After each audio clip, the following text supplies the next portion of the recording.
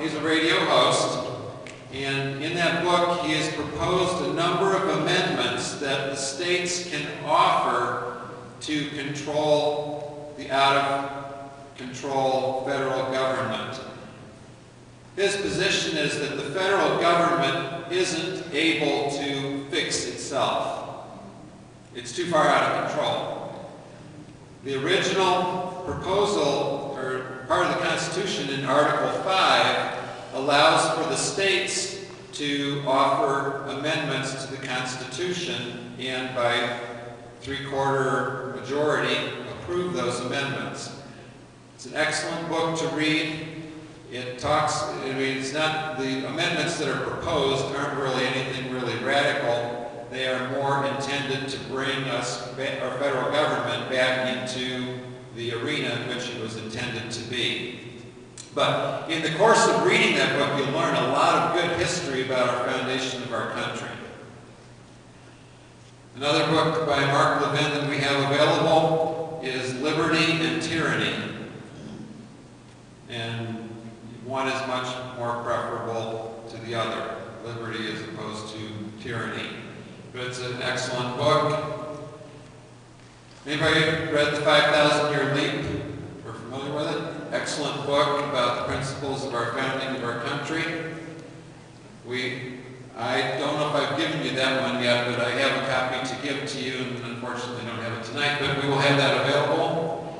And then if you have a computer and you have internet access, Hillsdale College has a number of online courses on the Constitution and the founding of our country. They're free. All you have to do is take the time to go there and avail yourself of it. They're 1 hour, 45 minutes, 1 hour, I think, weekly presentations on the Constitution and so forth. Excellent. So we have lots of opportunities to be educated. Did I? We have the tape on Dennis. Oh, they're coming to America? Okay. I'm not keeping up well with everything that's in the DVD and book library, but They're Coming to America talks about illegal immigration and the things that are going on.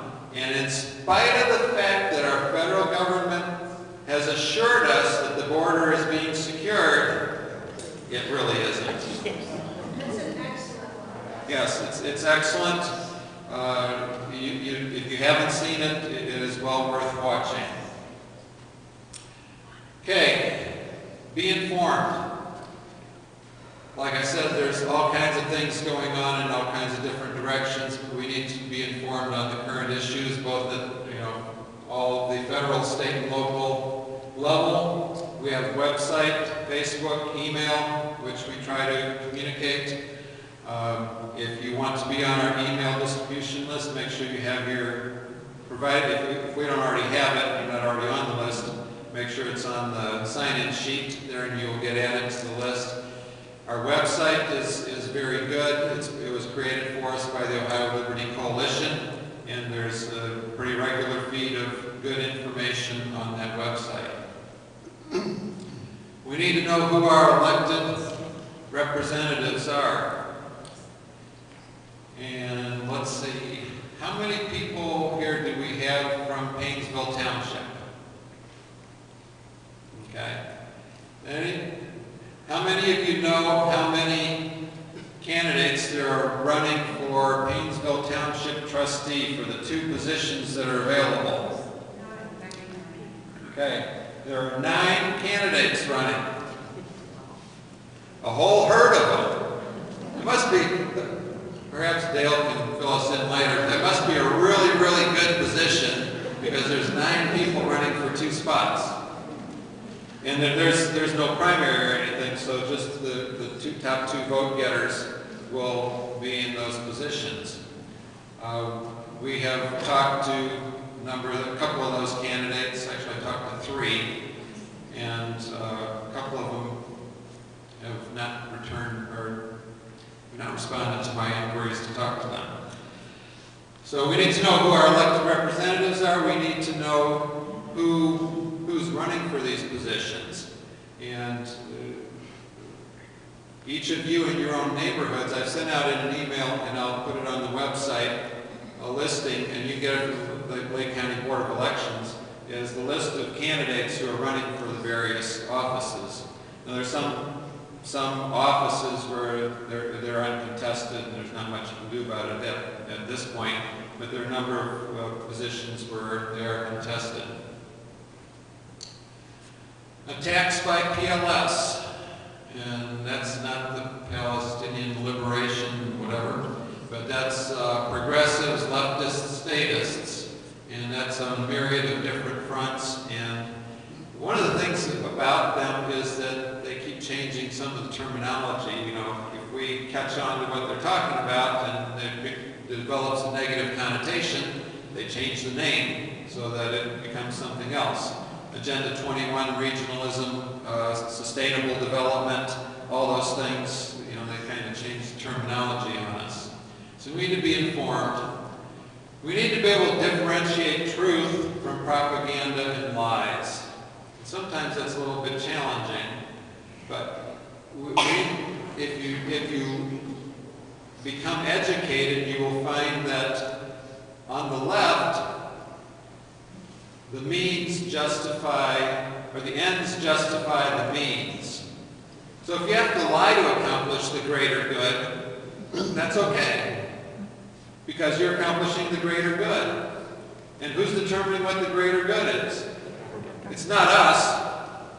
It's somebody, you know, in Washington and Columbus and so forth that's determining what the greater good is. Then we need to be involved. We need to get to know our elected representatives.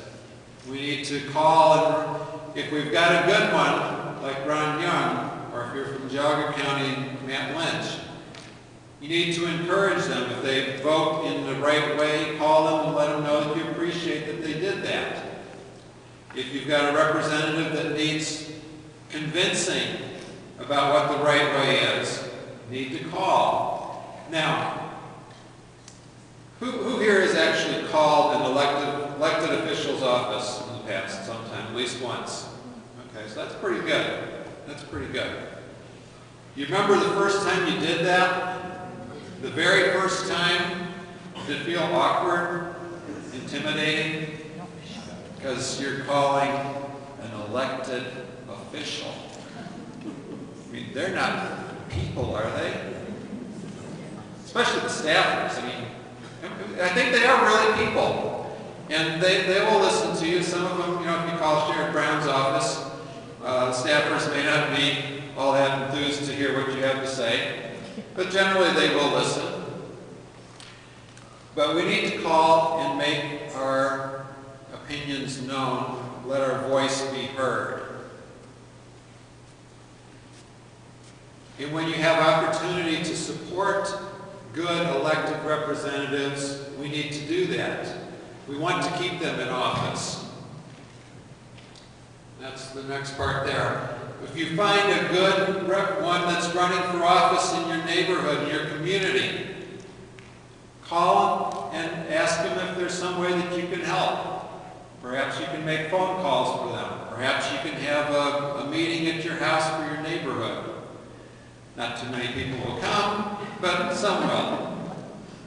There are other ways, but they will appreciate the fact that you're willing to help support them. And when you do that, and you call them later, saying after they're elected, you know, I think you should consider this, they're much more likely to listen to what you have to say. You can also write, probably in terms of what's most effective, calling or writing a letter or something, or sending a snail mail letter is probably more effective than email, but email still helps to get the point across. Probably the least effective thing are the kind of the email petitions, internet petitions, although unless you have really large numbers on those things. And possibly you might one day run for office. Okay? We need good people to run for office. And